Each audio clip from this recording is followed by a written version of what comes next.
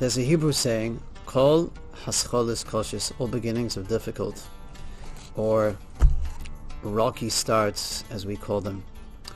And that probably is sourced in the fact that the creation of mankind in the early chapters of human history were pretty rocky. From the creation through Noah, and then Noah's time in the flood and the dispersion, things are very, very tenuous and rocky in terms of the relationship between God and his world and mankind.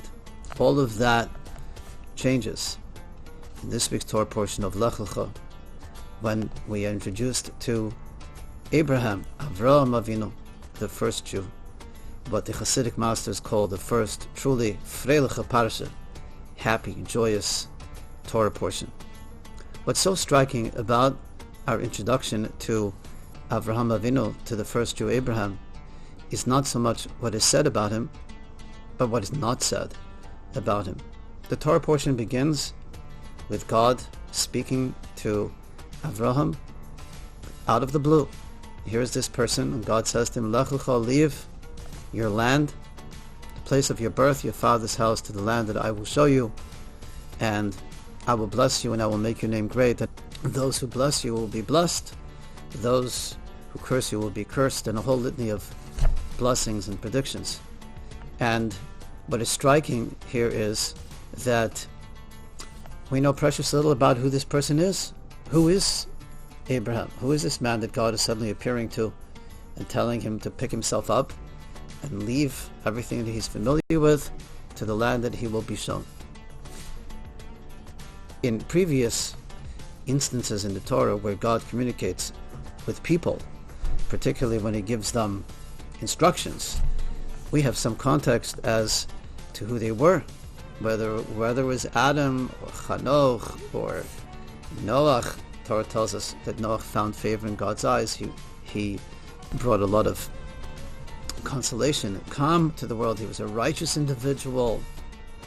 With Abraham, all we are told at the back end of last week's Torah portion is simply that there was a man called Terach.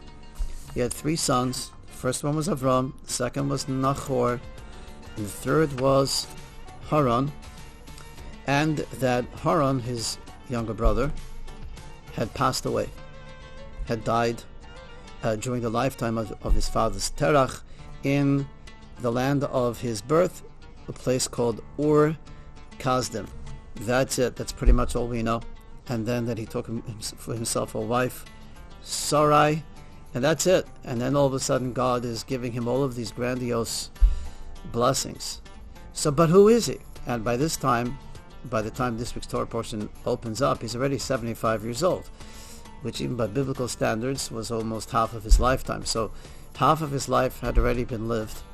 Who is this person whom God is bestowing all these blessings, that he's going to be a father of many, many nations, that history is going to be very much impacted by? And incredibly, here we are almost 4,000 years later, and most of humanity considers themselves to be the spiritual heirs or progenitors of Abraham. Obviously the Jewish people, but even Christianity and Islam all believe in the Bible and in God's promises to Abraham. So it's pretty incredible how we are living the promises and the prophecy that God bestowed upon him. But circling back to this, it's the question of omission. There seems to be a deafening silence, if you will, a deliberate effort to almost obfuscate and conceal from us who this person is, what's his life story, why is God appearing to him. And it's not as if there is nothing to tell about his first 75 years of life. We have a lot of stories from the Oral Torah, the Midrash, about how he came to discover God by his observation of the natural world, and which led him to conclude that there must be a singular creator from which all of creation is sourced. But none of that is explicit in the Torah itself. So what we want to address is the glaring omission, as it were, or concealment of the backstory of Avraham and why God is speaking to him and why the Torah is not telling us anything really about his lifetime other than the most basic details of where he was born and a little bit about his family. But the truth is that if we look really closely at the introduction to him at the back end of last week's Torah portion, that he was the son of Terach and who had 3 sons, one of whom was named as Haran, who died in the place of Ur-Kasdim. So here the Torah is actually alluding to some of his history. First of all, this is the first time in the Torah that we find a son dying in the lifetime of his father. Very, very unusual occurrence. And we're also told exactly where this took place, in Ur-Kasdim. So the background to the story is that Avram was really, in his discovery of God and in his embracing of monotheism, was considered to be the first big rebel, because he was rebelling against all of the pagan idolatry that was around him, where people worshipped a pantheon of gods. And Nimrod, who was the king of Ur-Kasdim, saw in him a great threat, and to cut a long story short, had Avraham cast into a furnace, said, if you believe in this singular God of yours, let's see what happens when I place you into a furnace. And he wanted to force him to renounce his faith in this singular God that he had identified, or be incinerated in this furnace, something that repeated itself, albeit in the name of Christianity, many years later at the time of the Inquisition. Avram, without hesitation, went into the furnace, and he was miraculously protected and came out unscathed. His brother, Haran, was looking up at his older brother, and he was torn. He was sitting on the fence. Part of him was attracted to the belief in a one God. On the other hand, he still harbored his doubts. He wasn't sure. And he decided he's going to hedge his bets. If Avram comes out of the furnace intact, then he too would be willing to subject himself to the same thing in the name of the faith in the one God. Of course, when Avram came out and Haran went into the furnace, he was in fact incinerated in the furnace, and that's because his belief was more of a hedge than an actual conviction. But that explains why he died during the lifetime of his father. This is also alluded to in the name of the place, Ur-Kasdim. Or actually means fire. So the fire of Chaldea. So the Torah is alluding here to the fact that Haran died in the fire of Kasdim. And why did he die? Because it was an attempt to emulate his brother's faith, which was unsuccessful. So there is an allusion to some of the background story, and this is an incredible story about faith and conviction. And if it would be more explicit, we would understand why all of a sudden God is appearing to him and bestowing all these blessings. Here's a man who was ready to literally be burnt alive for the sake of his faith. What is also alluded to is the fact that his belief and his faith was creating a lot of controversy, and there was no future for the family of Terach and his family, and that's why in Ur-Kasdim, and that is why they left. It was unusual for people to move from place to place. That's why they left from Ur-Kasdim to go and live in Choron. Why were they suddenly packing up their bags and leaving? And the answer is that this family was now becoming ostracized, even though Terach himself was not only a staunch idol worshiper and believer, he actually operated an idol business called Idols Are Us, or idols.com. But nonetheless, his son Avram had branded the family as a rebellious one, and they had to leave Ur-Kasdim. The Talmud actually records that thousands of people came to witness when he was going to be, quote-unquote, incinerated in that big furnace. So this was a big, big public event, and this was the big story, headline story of the day. When he came out and survived miraculously, they had to move on and leave. This also accounts for the fact that God tells him in his promises to him in the opening of this week's Torah portion, I will bless those who bless you and I will curse those who curse you. Why are we suddenly concerned with people cursing him? Why are people cursing him? And the answer is because people were cursing him for his faith.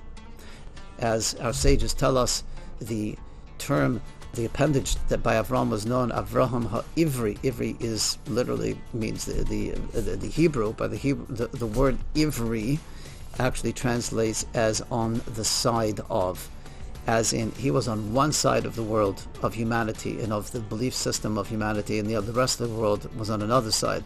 So he was a person who singularly was standing up to a world that had a completely different belief system, and the whole pantheon of gods where they worship the stars, the moon, the sun, whatever the particular galaxy or planet that they felt was the source of, whether it was heat, light, rain, fertility, abundance, and so on, the idol du jour of the day, the moment of the hour. And he singularly stood up against that. So he's called Avraham HaIvri. So he actually has a very, very impressive background story to tell, and yet none of that is explicitly mentioned in the Torah. So here is a very powerful perspective as to why this is the case. Avraham is the founding father of the Jewish people. He is the first Jew. And what really is at stake here is, what does being Jewish mean? What is the definition of a Jew?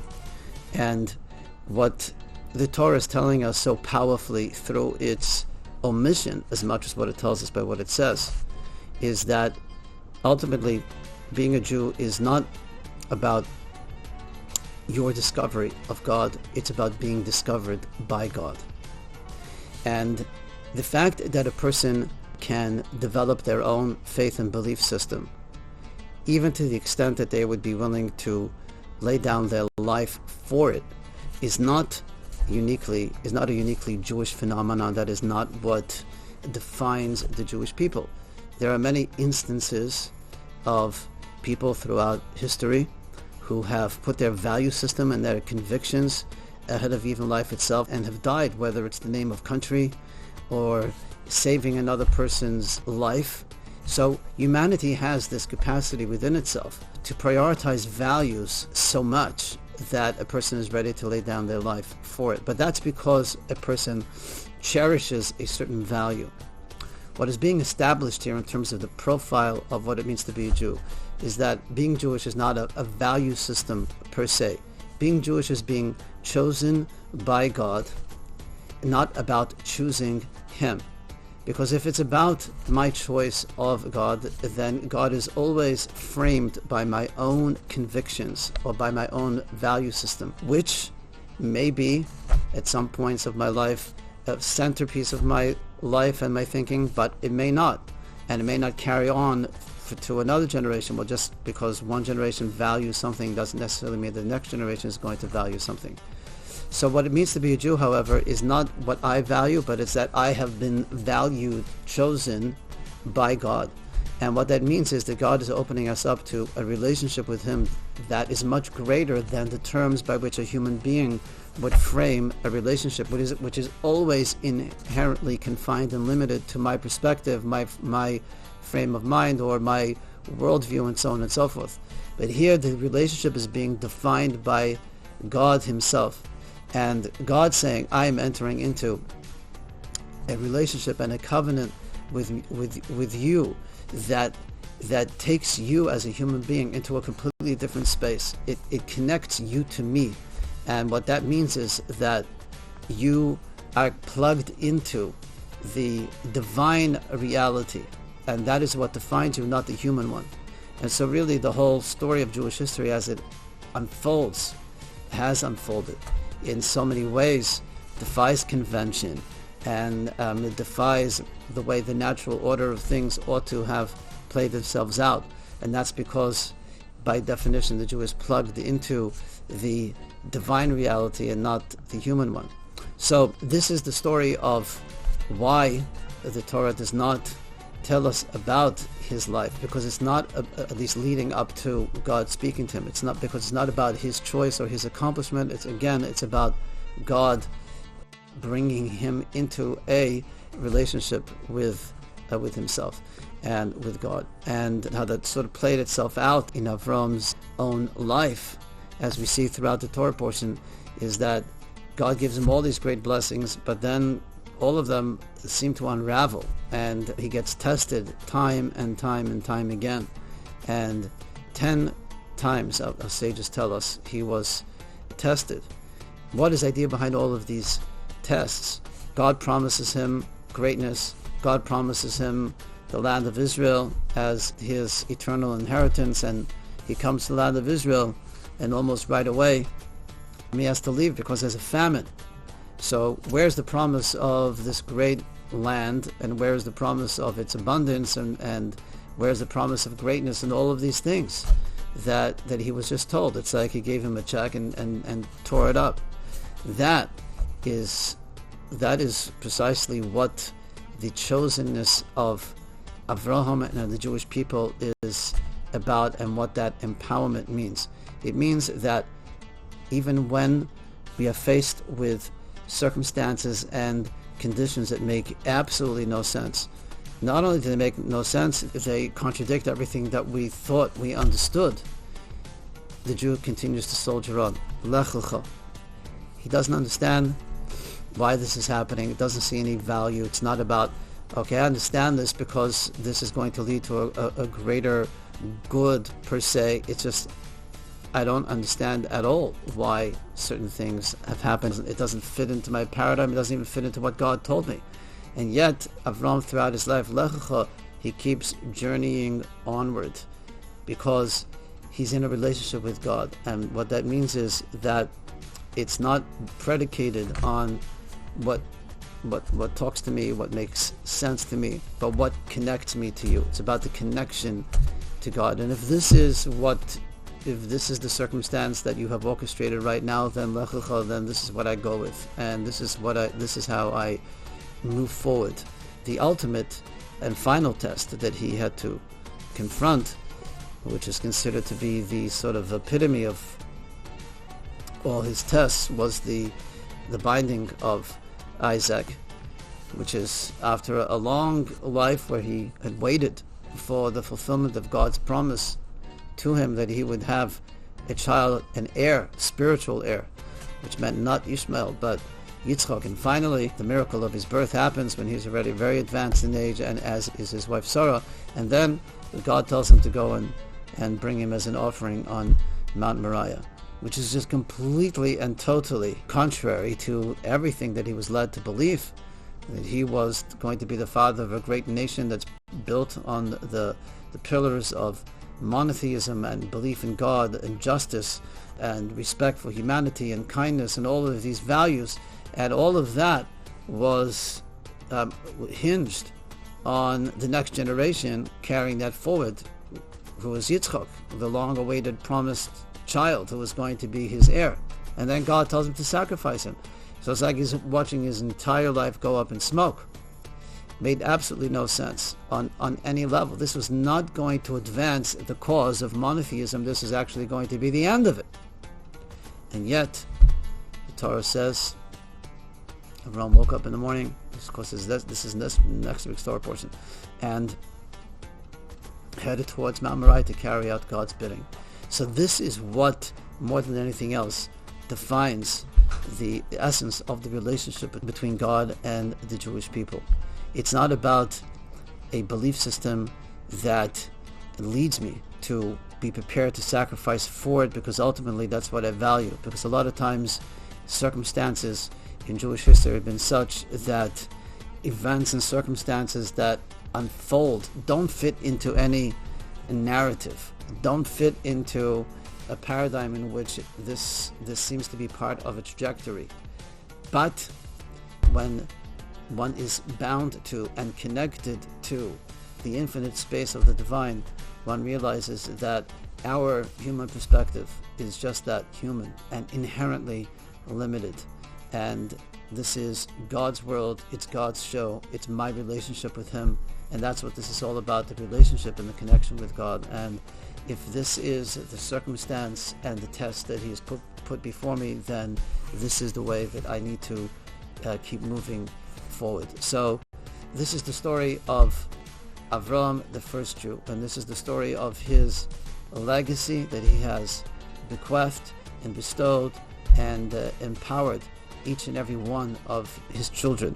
to incorporate and to know experientially that our relationship with God is not predicated on our choice of Him, but being chosen by Him. And when we plug into that consciousness and that realization, we open ourselves up to the infinite power of God within ourselves, the indestructible. Just as God is indestructible, God is eternal. There is that eternity and that indestructibility of the soul within each and every one of ourselves that can navigate its way through circumstances that simply the mind cannot fathom, and yet we have the capacity to be able to soldier on, Lecha, to keep journeying onward and onward, and that is because we are tapping into that divine connection that we all harbor within our own selves, internally within ourselves, and that is the eternal promise of God to the Jewish people. And with that, I wish you a great Shabbat, and please be sure to subscribe to our YouTube channel, Storm the World TV. Shabbat Shalom.